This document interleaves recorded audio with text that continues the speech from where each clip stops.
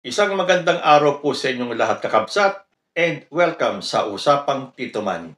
Kasalukuyan pong ginaganap sa EDSA ang Impeach Sara Rally. So gusto ko pong i-share sa inyo ang mga kaganapan kanina, mga ilang oras pala ang nakakaraan dyan sa mga rally sa EDSA. So with the permission of Papa Vin TV and JDB Comments, i-share ko po sa inyo yung mga nakuha nilang video sa kaganapan dyan sa EDSA Rally. Let's watch this.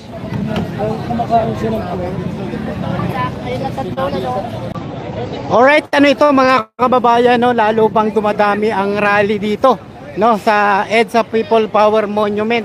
Ayan.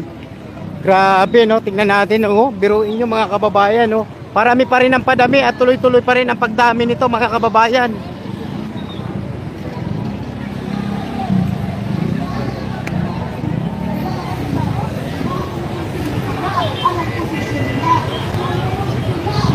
Grabe. Ayan yung sinasabi natin na dumagsa ito mga kababayan. Ayan o. Lagot na mga kababayan. Mukhang matindi itong pasabog ngayon dito mga kababayan. Ano ito? Kaya po para sa magrarally mga kababayan. Ayan o. Talagang matindi yung isinawalat mga kababayan. po, maraming salamat mula sa Tindig, Pilipinas.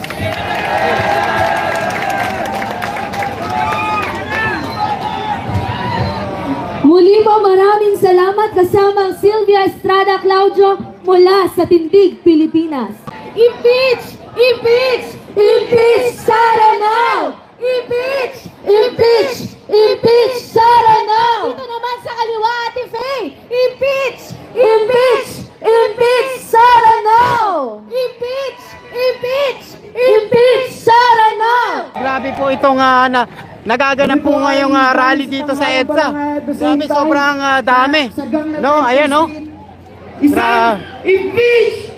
Oh, talagang nagsisigawan ito mga kababayan ha. Ito na mga kababayan. Nagkasubukan na ito. Kabilaan na ito mga kababayan. Oh, gilid lang kayo ha, gilid.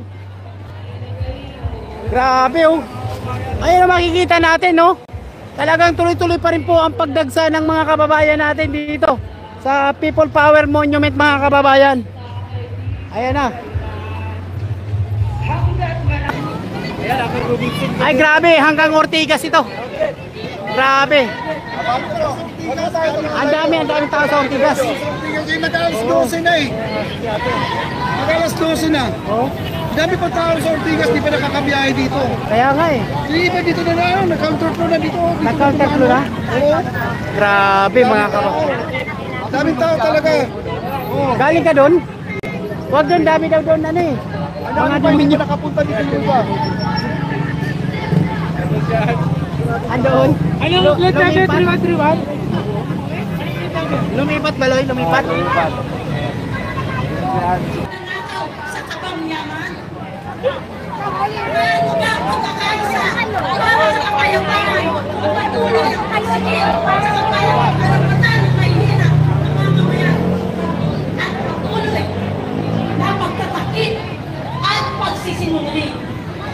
Inalaman natin sa kaso ng pangalawang Pangulo Sara Duterte.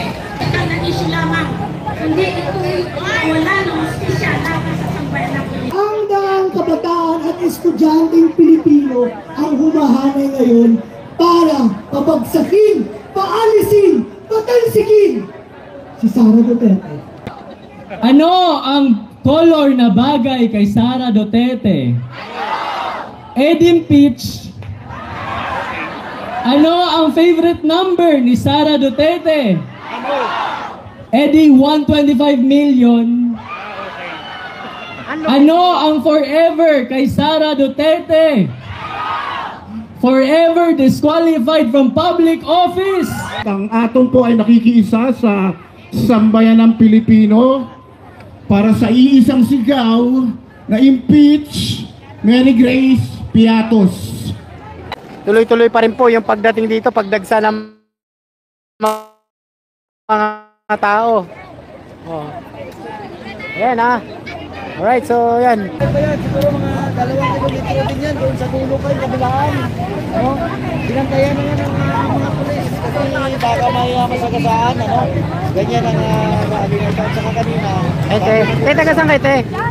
Mga taga saan kayo? Taga saan kayo, te? Batasan, from Batasan. At mapagpalayang umaga sa ating lahat. Tumingin ka sa katabi mo. Sabihin mo, dumarami tayo. Dumarami tayo. Tingin ka pa sa kabilang katabi mo. Sabihin mo, dadami pa tayo. Dadami pa tayo.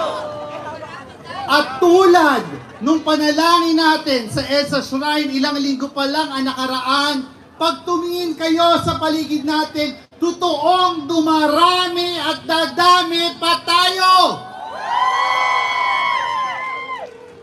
Noong isang araw, sabi natin, 5,000 ang target ngayong araw na ito. Pero kanina, nung nagsimula tayo, lagpas 5,000 na ang tao. At kapag tingnan mo ang paligid dito sa EDSA, umaapaw na tayo dahil umaapaw ang panawagan ng tunay na nagkakaisang sambayanan. Impeach! Impeach! Impeach Sara daw! Impeach! Impeach! Impeach Sara daw! Impeach Sara daw! Mga kasama, ang nagkakaisang tanong natin sa araw na ito, anong petsa na? Sabihin nyo nga! Anong petsa na? Yan po ang tanong natin sa mga kasama ko sa House of Representatives. Anong petsa na? December 2, matapang na pumunta sa Kongreso ang mga complainants mula sa first impeachment complaint. At sumunod doon yung second at yung mga kasama nating matatapang mula sa third impeachment complaint. Sabi natin, kinakailangang aksyonan agad ang complaint na ito. Dumaan ang Pasko. Dumaan ang bagong taon. Natapos pati Chinese New Year pero natutulog pa rin ang impeachment complaint sa Kongreso.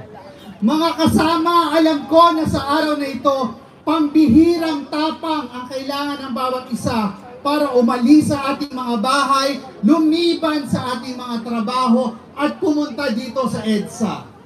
Sana sa araw na ito, mahawahan ng tapang ng sambayanan ang mga nasa Kongreso. Payag ba kayo doon?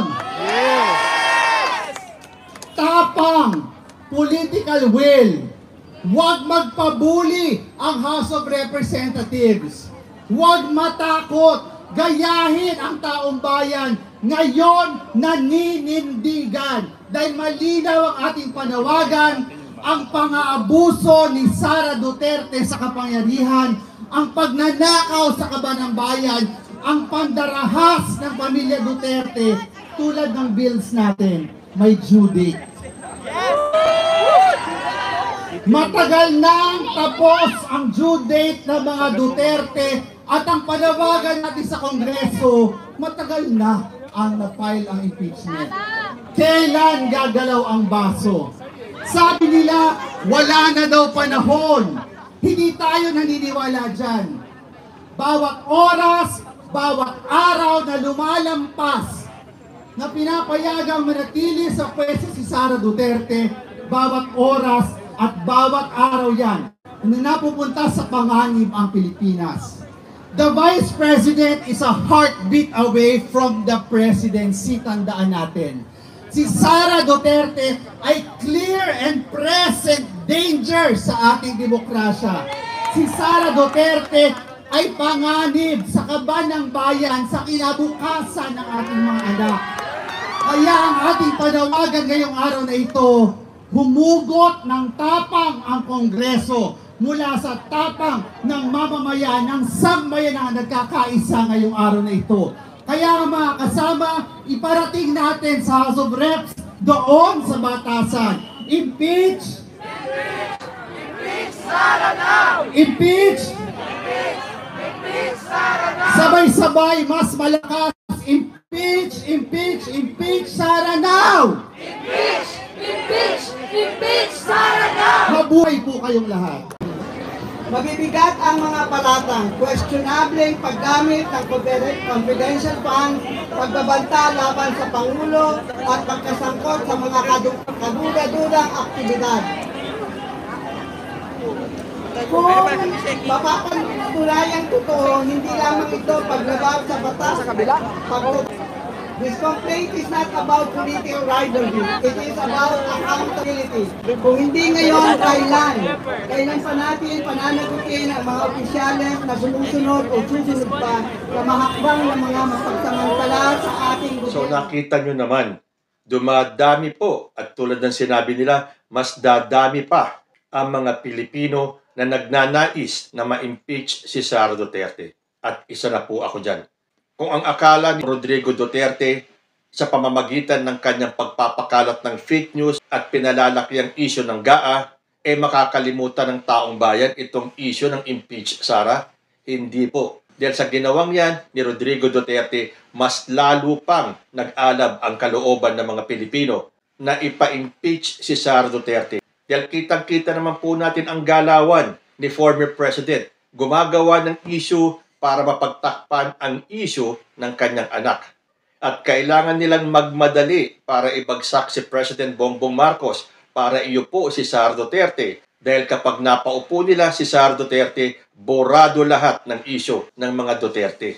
Lalo na ngayon na nagpahayag si President Bongbong Marcos na siya ay hindi natutol sa pagpapa-impeach kay Sara, although ang sinabi niya, wag lang muna ngayon dahil malapit na ang eleksyon. Kung kailan matutuloy ang impeachment, before or after the midterm elections, hindi po titigil ang taong bayan para ituloy itong impeachment ni Sara Duterte. Dahil kitang-kita naman po natin, hindi po maikukubli kahit na anong gawin pa ng kampo ni ex-president. Nakikita po natin kung ano ang totoong pakay nila.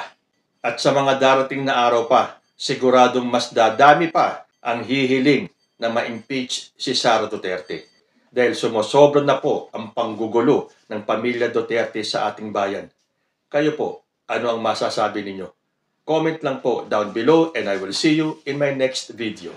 Diyos ti Agnina.